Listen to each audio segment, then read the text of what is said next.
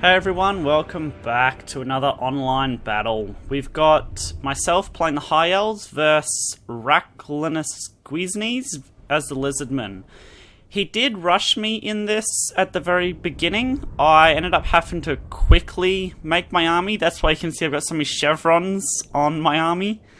Because he changed all of a sudden to Lizardmen and then insta-locked. But we'll see how this goes anyway. Okay, so for my army, I brought the princess on a flying star dragon, I believe it is. Yeah, star dragon. And she is fairly good at chasing off, as you can see, she does have missiles, so she's good at taking out enemies from afar with her missiles, mainly heroes.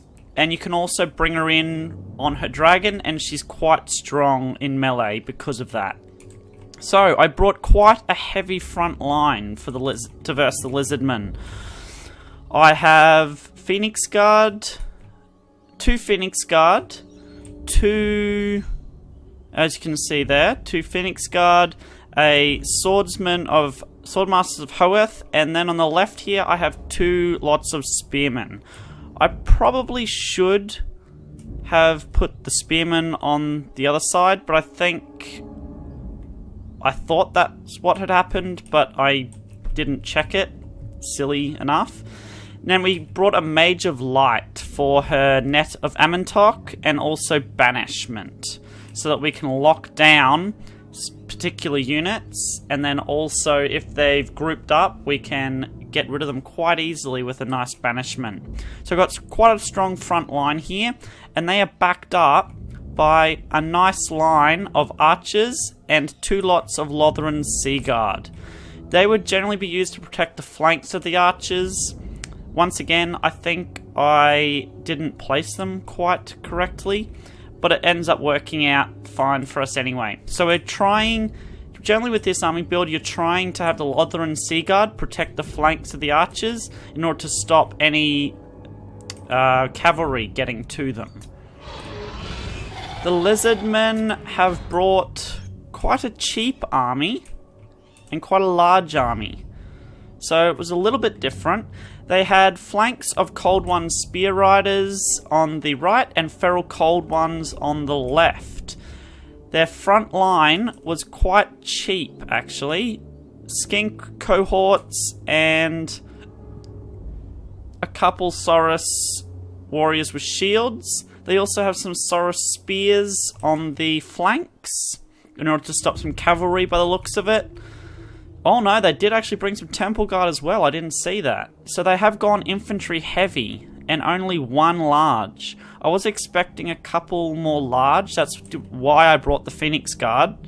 But they end up working quite well for us anyway to take out these quite cheap infantry. The Feral Bastillodon was something I didn't pick up on straight away though. So I think he ends up, and he does have Krokgar, but as you can see I'm getting a little bit of early fire off on him in order to try to get a little bit of damage into him before he gets to my army. So as you can see, he charges quite quickly up to my front line, and I am worried about how I'm going to deal with all these cold ones and feral cold ones. So don't quite have a large army, so I do turn my archers on this side to take out these cold ones. And I'm not too worried about them at the moment because these feral ones seem to be holding back. But I have turned them, but unfortunately they do run up and around, and I don't quite see that because of all the trees. And as you can see here, I do use a Net of Amentok in order to split up his front line and make it not quite as good of a charge as it could have been. And I open up fire with all of my archers in order to get as much damage out as I possibly can. Now these Feral Cold Ones do get quite a good sneak attack off on me, as do these Cold One Spear Riders. But as you can see here, I am trying to anticipate that with my archers. It doesn't quite go as to plan as I'd hoped. Getting a nice breath attack off on the back of these Saurus warriors. And as you can see, here come the Cold One Spear Riders. I haven't quite seen them. And they have made a bit of an error there, I believe. Going and attacking the Spearmen. They should have gone into the flanks of my archers, like these Cold One Riders here have done. And over here. Luckily for me, they took out one of my archers, but my other archers did get the chance to turn around and fire upon those. Because they charged into my spears, they have been smart enough to run them away. And that does give me the opportunity to turn and face.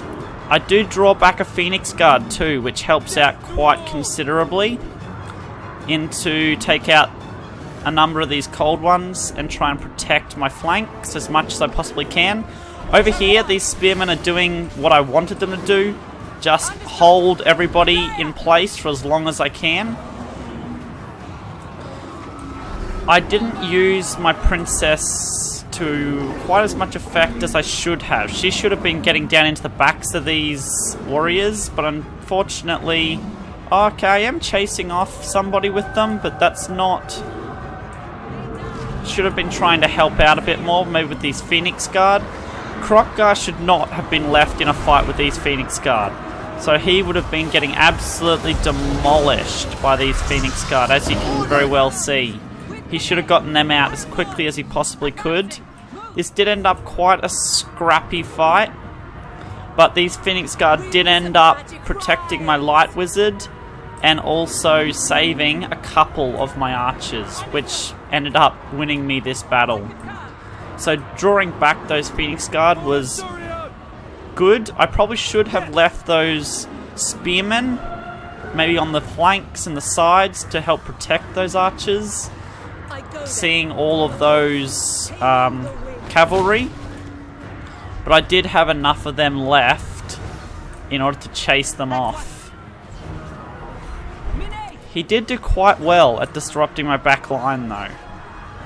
This would have been a much greater victory for me if I had been able to protect those Lothran Sea Guard and archers to more effect. As you can see here, this archer's been wiped out without using barely any of his ammunition. Probably not quite worth that of a Cold One Spear Rider though.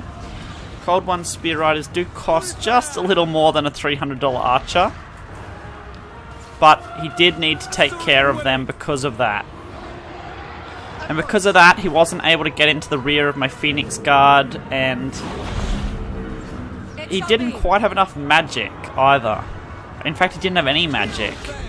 He really needed some magic in order to take out my Phoenix Guard, because I do have that 30% physical resistance, as you can see down there.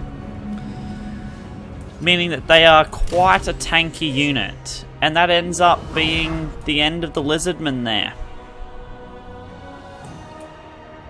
My Phoenix Guard basically still at full health. Yeah. Quite the VIPs there, my Phoenix Guard. Was a bit of an odd army. I didn't want to chevron my Phoenix Guard quite so much. But that's just the way it rolls, I guess, when you end up having to make your army as quickly as you possibly can from someone that is insta-locked. But good game nonetheless. Raklanesquiznes. Quite a hard name to say. But anyway, guys, it looks like... Whoa. The MVPs, Swordmasters of Hoeth, 238 kills. Oh my god. So they must have absolutely shredded those skink cohorts and Saurus warriors. Yeah, his Temple Guard did not do as well as they should have. His Temple Guard should have done so much more. Same with his Feral Bastiladon. His Cold One Spear Riders didn't do too badly for themselves, but his infantry army just did not get enough done. He needed to absolutely smash my back line with that heavy cavalry, which he did not quite end up doing. As you can see, my archers should have been just wiped out, but I did have a couple left over, which was good for me. So, I hope you've enjoyed, and I'll catch you all next time. Bye!